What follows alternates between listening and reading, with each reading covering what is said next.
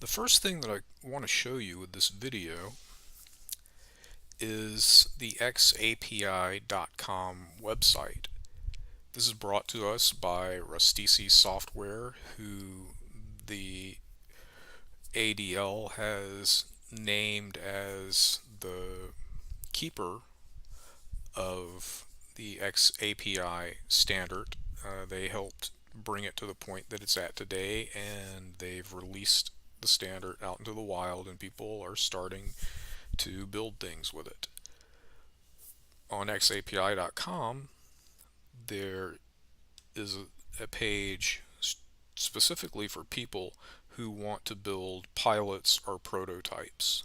And if you look through the C working section of this website, you're going to see some different ways to look at it working. Now, what I'm going to show you real quick is this Bookmarklet.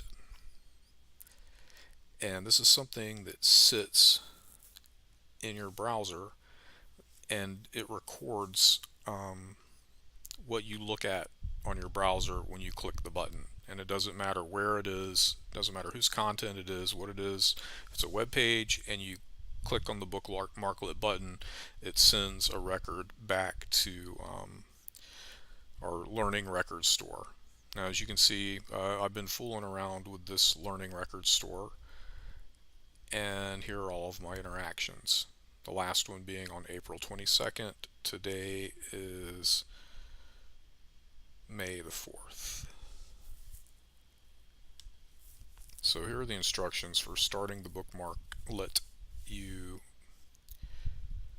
generate it using the information from your LRS endpoint and the username and the password for your LRS. And that information can be found if you're doing an LRS in Rustisi's Scorum Cloud, which is a free service that you can sign up for that automatically sets up a little mini LMS and a LRS for xAPI stuff. The information for your endpoint is right here, and there's your key and your password, so you can set up your statements to communicate with it. Now, I've already gone through all of these steps for generating this bookmarklet, and I've got one here. I just keep it in my bookmark bar in Chrome, and this bookmarklet will work in any browser, so that's not really a problem. And I'm going to show you how it works, so we're going to switch over to that right now. I see Rustisi Software's kind of take on the whole thing, but I want to see a second opinion, and I want to get credit for seeing that second opinion. So I'm going to go to this Wikipedia page about the Experience API, and then I'm going to open the bookmark that I was just discussing.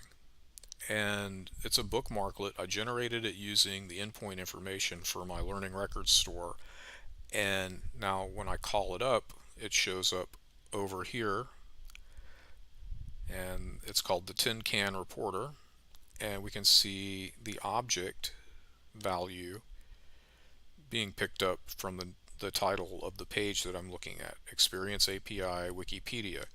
And here's the verb for what I did, and I'm going to say that I read it. I'm going to give it a rating. This is a really great article about xAPI. Here's my tag for Austin Community College. I'm going to give it another tag, and I'm just going to say xAPI. And then here's my preview.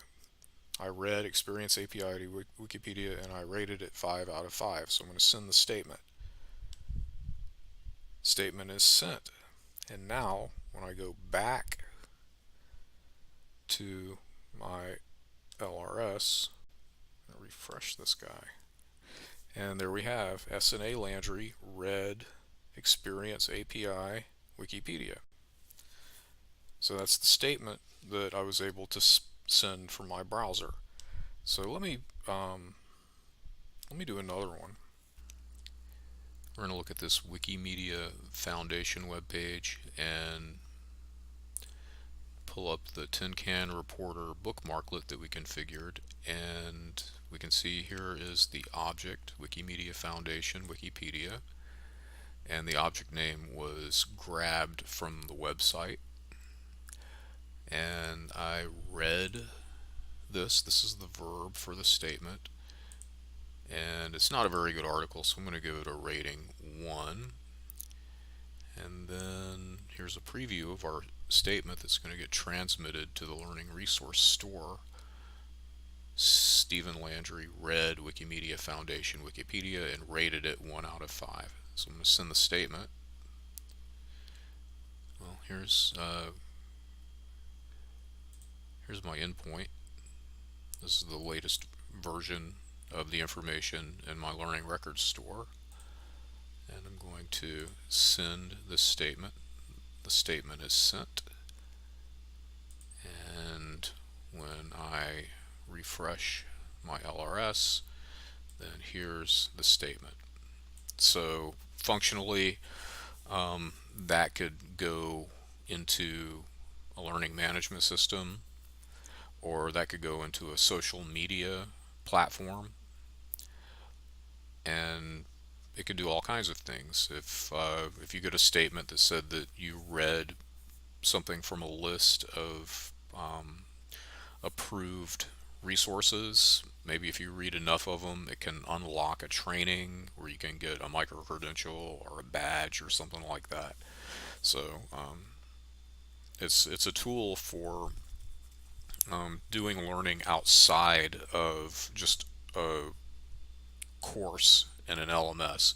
You can go out on the open internet, and the learner can have more control over what they do to earn credits.